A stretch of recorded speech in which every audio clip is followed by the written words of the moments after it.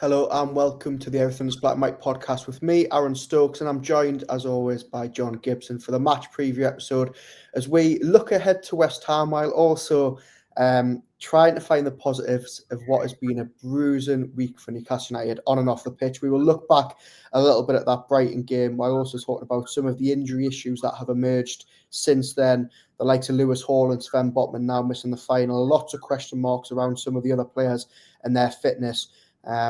And of course, we will talk about Wembley while also factoring in that Newcastle also have another game before then in the Premier League, and that's no small feat. Before we get started, thank you as ever if you're joining us on your podcast provider. Remember to leave us a rating and review. And if you're watching on YouTube, thank you very much. Hit that subscribe button. And as always, thank you to our sponsors, NordVPN. You can get your exclusive link in the podcast description box and the usual position.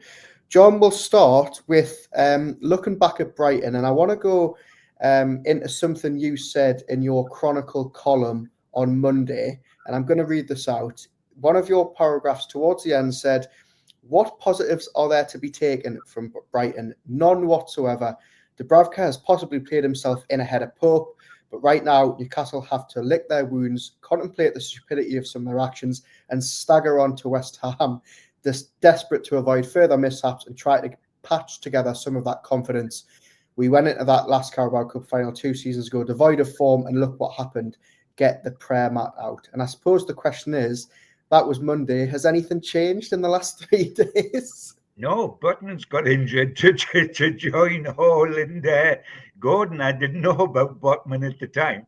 Yeah. I mean, as a Geordie, I'm low in the snake's belly because it's ridiculous. I mean, it's only a matter of weeks ago, Aaron, where I was walking on water. We won 9 games on the trot. We beat Spurs, Man U, and Arsenal away all in 9 days.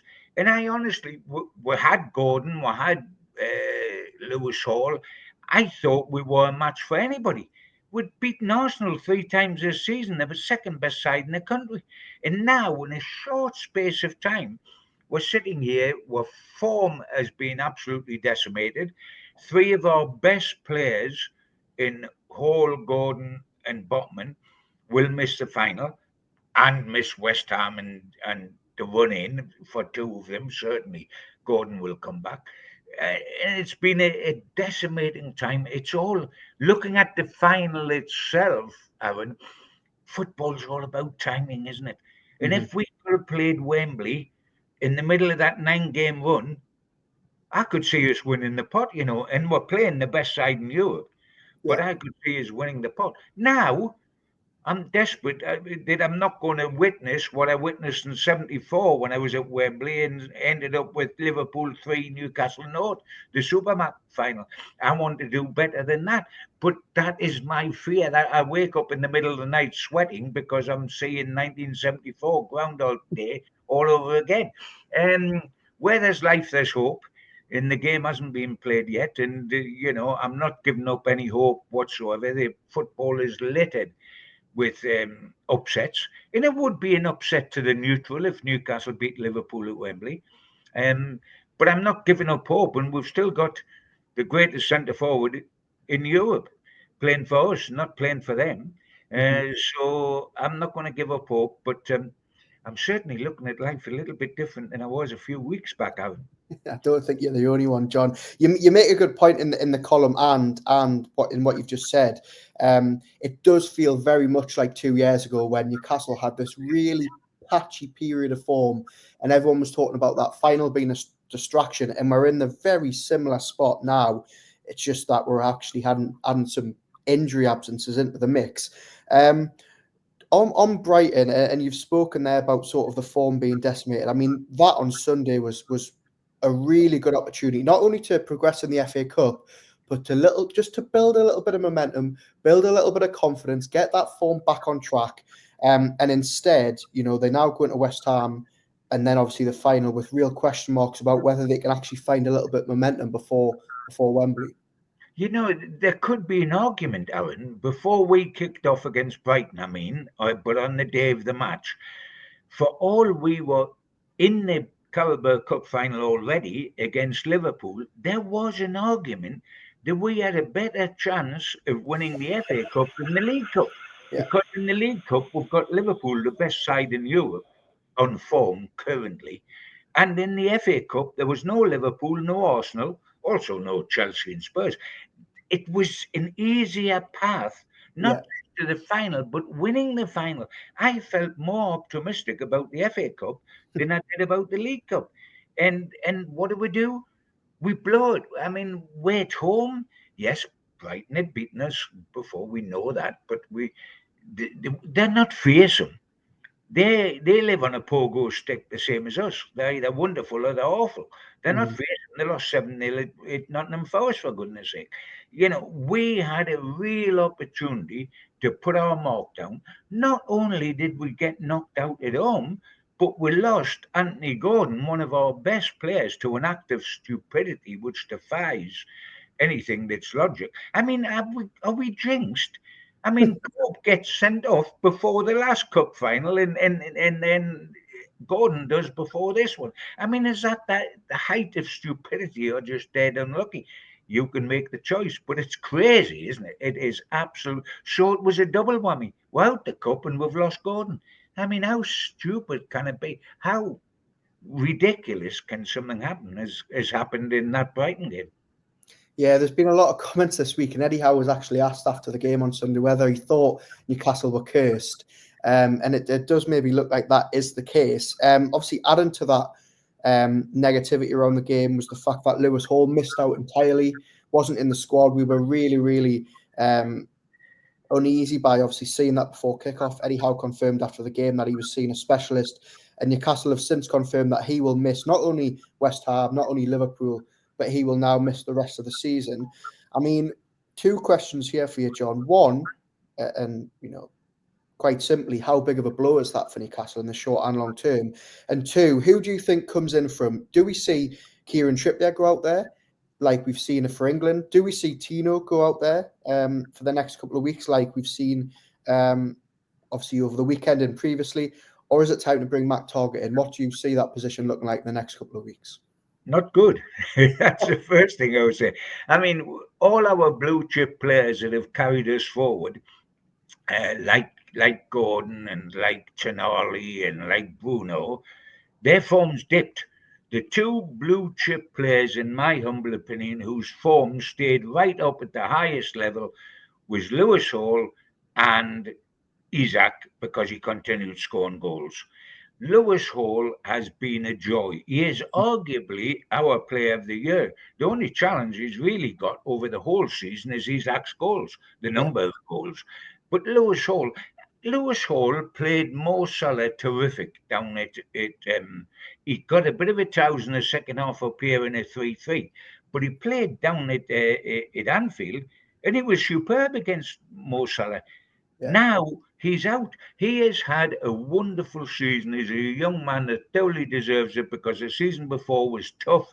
He come to Newcastle on loan. He wasn't as fit as Eddie would like. He wasn't quite defending the way he should. Wonderful on the ball, but not defending the way he should. He's battled on. He could have got his head down. He kept his head up. He's been superb. And you lose him, and you lose Gordon, both on the same left side. And who plays out there for Liverpool? Oh, wait a minute. Oh, it's Mo Salah, isn't it? I mean, you say, will we play Trippier? Will Trippier switch or will Livramento switch?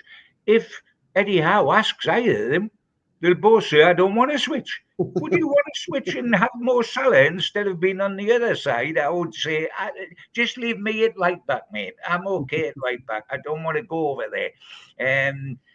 Please don't play Target. And I'm not being cruel, but I mean, is he still here? He's like Lord Lucan. You never see him, do you? I mean, I don't think he's ready, and he's not greatly blessed with pace. I don't think he's got enough games under his belt, etc., to do it, to do left back. I don't think now that the fleeting option, which Eddie might have liked because he used to like it, of moving Byrne there to play left back, I think that opportunity, if Eddie had wished it to be there, is gone by not having Botman. yeah, If he'd had Botman to play at centre half, he might have been tempted to play Byrne at left back. They were burn against Salah. I wouldn't have enjoyed at all. But that option, I think, is gone because of Botman. And whoever gets it will get it at West Ham and will be auditioning for Wembley. But the only way it'll work is it'll be Trippier and Livramento, but Yeah. it's just which way around. And I think Livramento might well be out there.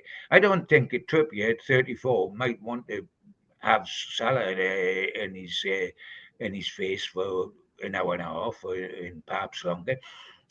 So I've got a feeling it'll be Livramento that we'll see there. Yeah, I agree with you. And I think the fact we saw Livramento there on Sunday is probably quite a big hint that that is his plan going forward. And Tino Livramento, we have seen play at left back before. He's done very well in that role. He's very versatile. He's young. He's got pace. I think that's probably the best option. But I think it's really interesting what you say, because I think you're right about if Sven Botman was fit, we would probably be talking about maybe Dan Burn going out there. Yeah. As that stands, that's not the case. And I think that just leads us on nicely to talk about Sven Botman.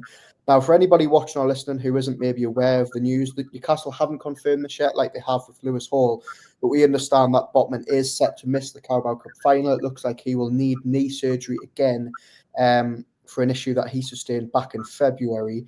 It's a huge blow for Newcastle, not just because of the numbers that they're losing, but because we are obviously missing, on paper, probably our best centre-back at a crucial time.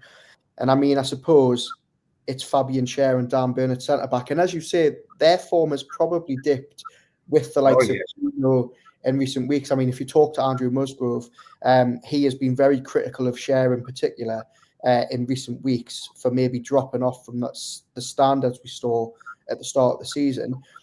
I mean, it is going to be those two, isn't it, rather than Emil Kraft? And I mean, after that, you've got no options at all, do you? They are so thin at centre-back now. No, it'll be them two without a shadow of a doubt. And Fabian Schär's gone from this elegant, unruffled centre half who can play it long or short with absolute ease, to all of a sudden looking very negative in his passing, very sloppy in his passing, giving the ball away. He suddenly looks as if his age has caught up with him. Mm-hmm. and that is shocking because it's happened so quick. And the defence is poor. By the way, the other guy that we could say is on form when I was talking about Hall and Isaac, ironically enough, is probably Dubravka, who I think is going ahead of Pope and deserves to play at West Ham and in the cup final. And he produced a couple of super saves, I thought, against Brighton. But you look at that, and then you look at the left side. Whoever's going to play left back against the best scorer in the Premier League, because Mo is ahead of Haaland and ahead of Isaac. So that's who we have. And the guy's a winger. He's not a through the middle centre forward. He's a winger. He's scoring all those goals and all those assists. Now, if you've got Livramento playing against that, Harvey Barnes, Gordon used to come back a lot and help out. Harvey Barnes doesn't track back half as much as Gordon tracks back. So you've got that double whammy on the left side.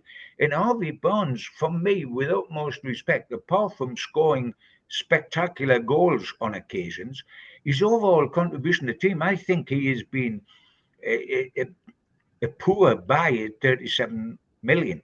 This is his moment of glory. This is when he can come and say, listen, I am who I am. I'm going to win the cup at Wembley. And suddenly it's a whole different ballgame. But if he doesn't do it this time, he can look at getting a pedal in the summer, in my humble opinion, because you've got to start selling some players where you can get a few quid, because that's a whole different ball game. But Darren Eales and all that, you've got to start being able to do that. And who is there left that you can do that? You've run Callum Wilson far too far down. You get no money for him. He's a free transfer. Target's going to get you what? A couple of bent pennies. Nothing of any consequence. So it might have to be somebody like Harvey. So it's a big time for Harvey Barnes. There is an option out there. You could play Joe Linton out there. You could play Willock out there. But if you play Joe Linton out there, what do you do about the middle of the park? And that's where Liverpool are at their strongest. They may have that top goal scorer, but their midfield dominates the way they play. McAllister and the other guys. They dominated. So we've got to go man for man in there with strength. And I think we need Joe Linton in there to do that, which means he doesn't play outside left. Willock can do that, but I don't know about you, Aaron, but Willock is so talented and you would expect so much from him. But he rather drifts. He Hmm. looks lightweight to me. He doesn't get a hold of games and dictate them the way he once did. Um, and I don't know if he's a starting player or not. But a lot of questions will be answered at West Ham because a lot of players can put on the marker and say, "Listen, it's me." If I was Livramento playing on the left side, Trippier, who's only going to come into final because Hall's injured, and if I was Harvey Barnes, not, I would be going down to West Ham and think I'm one game away from playing in this cup final, starting in this cup final. Hmm. I'm going to get my finger out here and prove I'm the right man for that position. Um, but it's all ifs and buts and maybes, isn't it? I mean, I could pick three players, and I'm not going to on air, but I could pick three players I would prefer to be injured before Gordon, Hall, and Botman Hmm. and have less impact on the team. You outside of Isaac, who's going to have more impact than those guys? It is a blow upon blow upon blow. It really, and coming on top of iffy form, it must be driving Eddie Howe to distraction. Never mind you and I in 50,000 Geordies. We're all driven to distraction. And it's only because we love the club. We're not being pessimistic. We're being Hmm. realistic because we love the club. And we've waited 70 years. And how much longer are we going to wait? One door in the 70 years closed against Brighton, and another door closes next Sunday unless we get it right. I think the answer to that is the door stay closed until this curse is lifted in 50 years' time, I think. I mean, you begin to think it's a curse. You don't begin to think your form's a curse because that's down to you. Although, isn't it a shame, as I said, that we didn't play the final X number of weeks ago when we were Yeah. in a 9-game run? But I mean, the curse of if Gordon doing the stupidity that Pope did 2 years ago, and by the way, it was stupid, and Newcastle confirmed it's stupid because they looked at it and said, we're not appealing. Because you know what? If you appeal, you can actually get a longer sentence.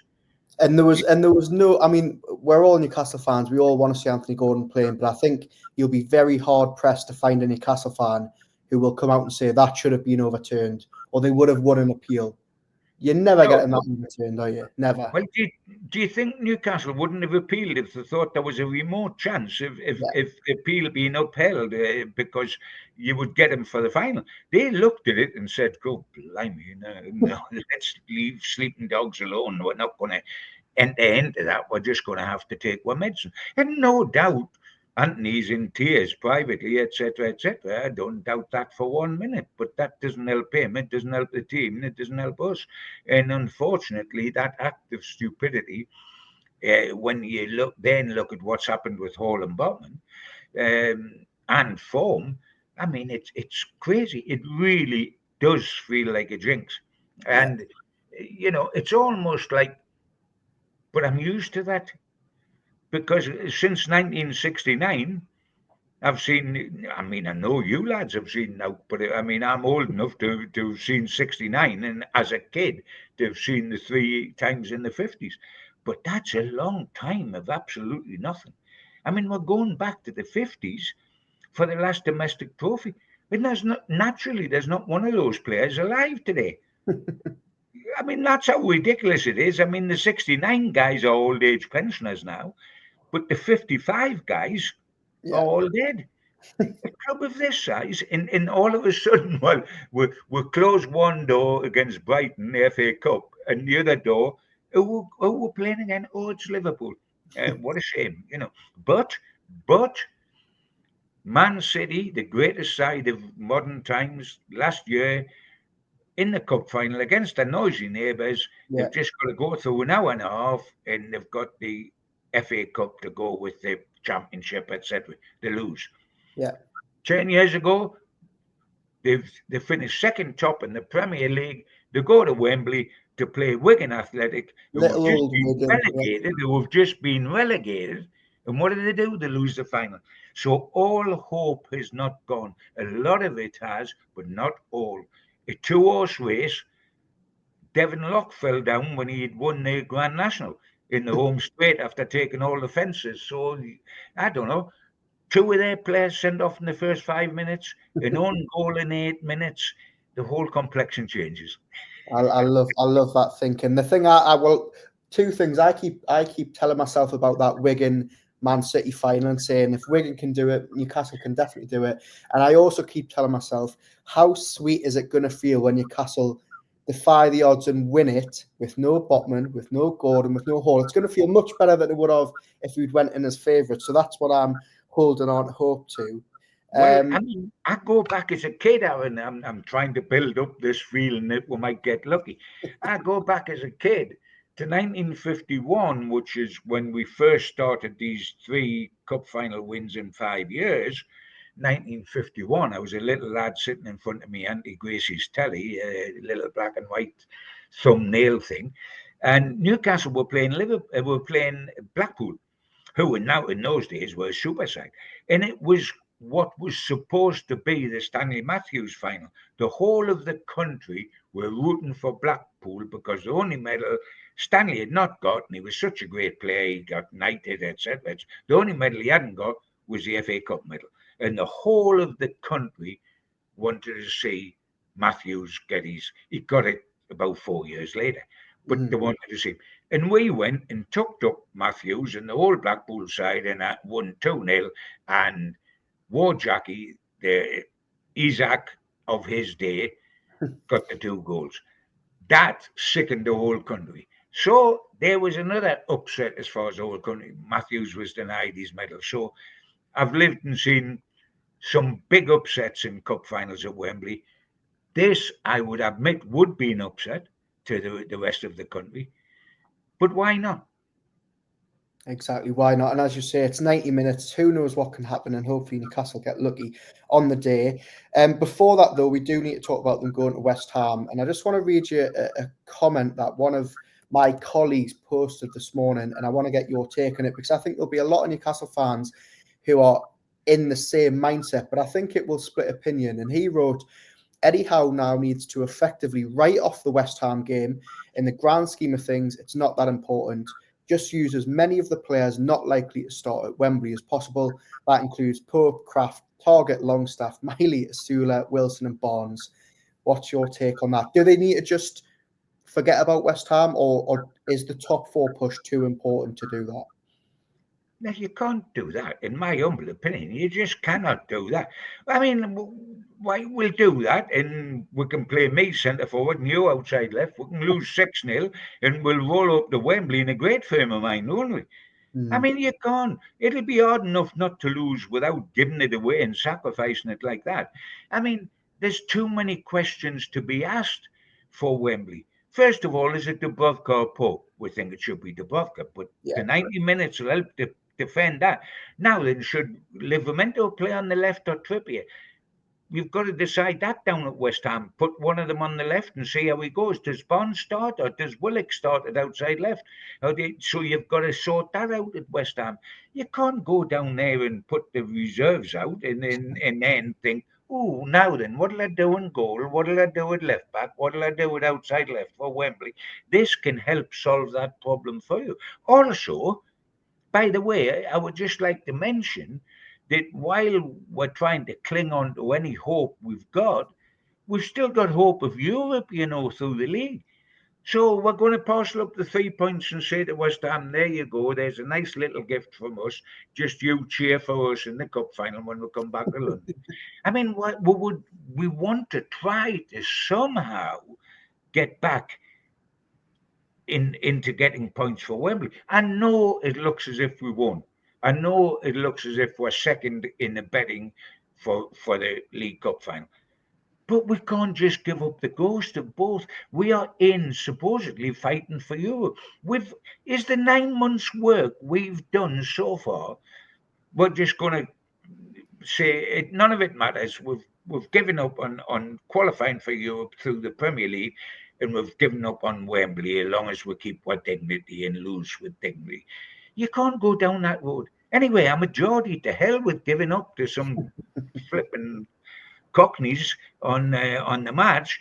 We give it a punt. If we win at West Ham, and I'm not suggesting we will, we'll be in a better frame of mind going to Wembley than if we've got tanked at West Ham. Yeah, I think That's just my opinion. I no, don't know who wrote that, and whoever it was has a right to that opinion, but it's not mine.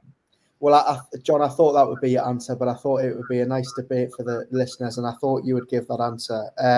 As you say, I think they do need confidence going into Wembley, and I think they get that if they win away at West Ham.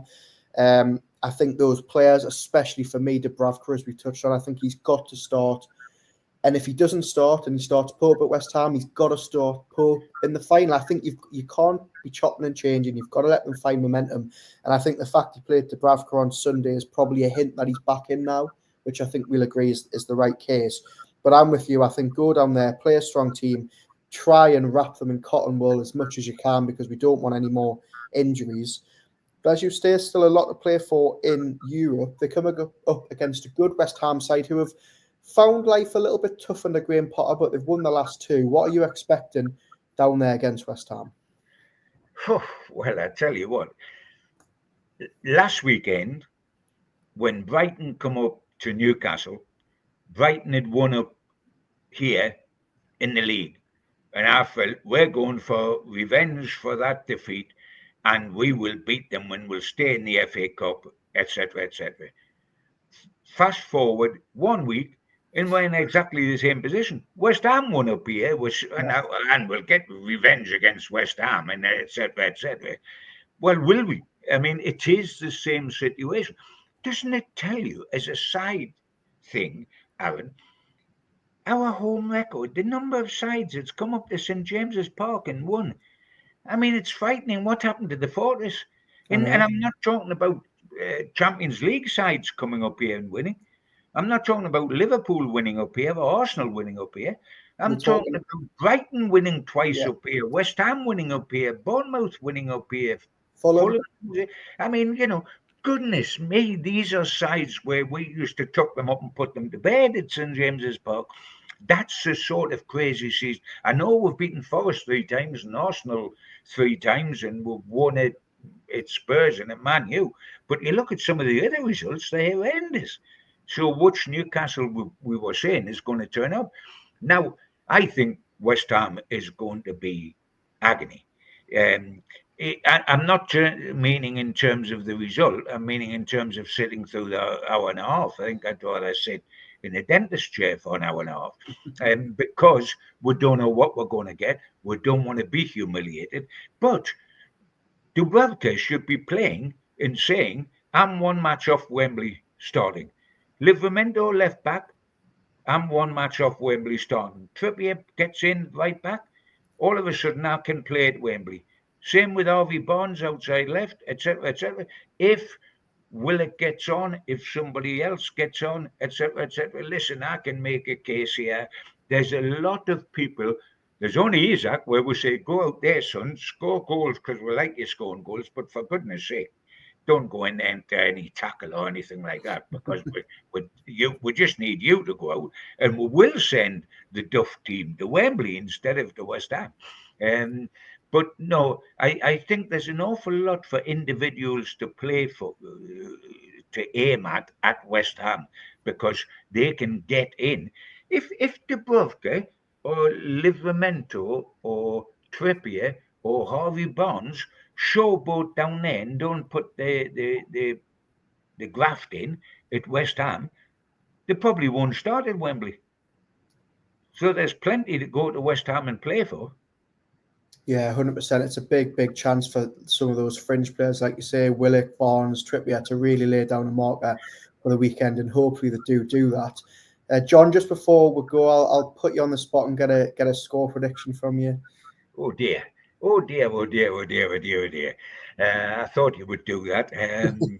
Dear, oh dear, oh dear. I mean, under normal circumstances, with a full team out, I would have said quite confidently, we'll get revenge for the West Ham result up here because we're much better than them.